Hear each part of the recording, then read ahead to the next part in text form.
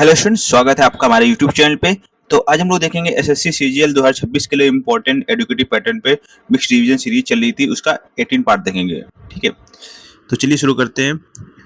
तो इक्तादारी सिस्टम की बात करते हैं, जो कि दिल्ली सल्तनत में चलती थी। तो द इक्तादारी system was a centralized administrative tool used to collect land revenue and maintain military troops without paying cash salary from the royal treasury. तो सुल्तान ग्रांट्स रेवेन्यू राइट्स, इक्तादार मुक्ति। ठीक है, तो कलेक्ट लैंड, इसको खराज बोलते थे। Maintains troop for sultan, deducts personal salary and military cost. ठीक है, रिमिट्स सरप्लस फॉजिल टू सेंट्रल ट्रेजरी, दीवाने वजारत। ठीक है, कोर मैकेनिक एंड एवोल्यूशन क्या थी? Introduction to operational in early Islamic states, it was structurally institutionalized in India by sultan Shamsuddin Iltutmish. ठीक है, so the nature of the grant in Ikta was a grant of revenues right only, not a grant of land ownership. The Iktadar, also called Mukti or Wali, did not own the soil, they merely possessed the legal right to collect the state share of land revenue kharaj. ठीक है, the fiscal cycle and fajil, the Iqtadar collected revenue from their assigned territory, deducted their personal salary and the cost of maintaining their specified troop quota, and was legally required to send the remaining surplus fajil to the central treasury, diwane wazarat. The hereditary trap under early powerful sultans like Balban and Alauddin Khilji, Iqtas was strictly non-hereditary and frequently transferred to prevent governors from building local power bases. However, Firoz Shah Tughlaq later reversed this policy, making Iqtas hereditary and weakening centralized control over state revenues.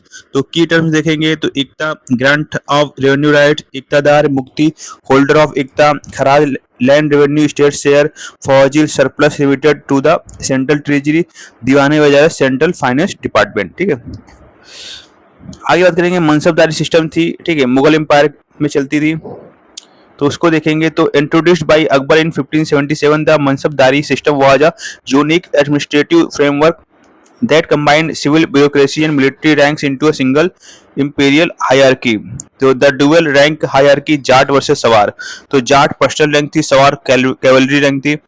तो fix the मनसबदार्स personal status, his position in the imperial code protocol and his baseline personal salary.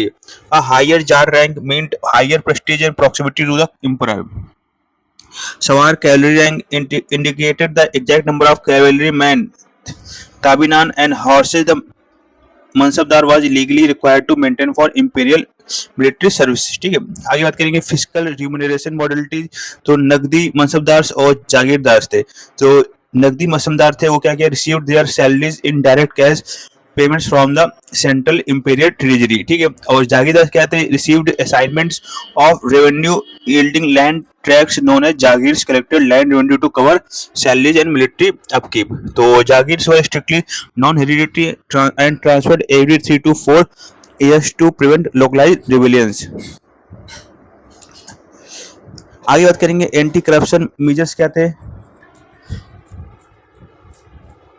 To stop mansabdars from presenting fake soldiers or hiring temporary mercenaries during royal inspection, the state implemented strict verification protocols originally designed by Alauddin Khilji. Dark system branding of horses. The physical branding of imperial horses with unique royal marks to prevent fraud. चेहरा या दाखिला, ठीक है, descriptive role. The completion of highly detailed descriptive role, facial features, scars, stature, religion, etc. for every single soldier enlisted. Important fact देख लेते हैं। The entire system aim to keep the mansabdari loyal to the central emperor, not to their local territories. आगे बात करते हैं, देखो अलाउद्दीन खिलजी की market control reforms के लिए। ठीक है, तो Alauddin Khilji implemented aggressive pricing, price controls and market regulation to maintain a massive permanent standing army in Delhi without draining the imperial treasury. तो market segmentation क्या थी? Khilji split the capital's retail economy into 3 highly segregated specialized market: Mandi, the centralized grain market, शेराए Adil. ठीक है, in open air market for manufactured cloths, imported sugar, dried fruits and expensive oils, market for horses, slaves and cattle. आगे क्या देखेंगे, administrative supervision, तो सहायना ये मंडी था, splice market superintendent, stick superintendent maintain registered books of all registered merchants, supervised weights and measures, ensured prices stayed exactly at the state mandated caps. दीवानी रियासत की बात करेंगे तो the central ministry of commerce tasked with the registering all cross border traders and insuring commercial license. Pricing की बात करेंगे, the pricing mechanism, तो prices were determined by the state based on the actual cost of production neither than the supply and demand curves. To guarantee grain availability during droughts, the state built vast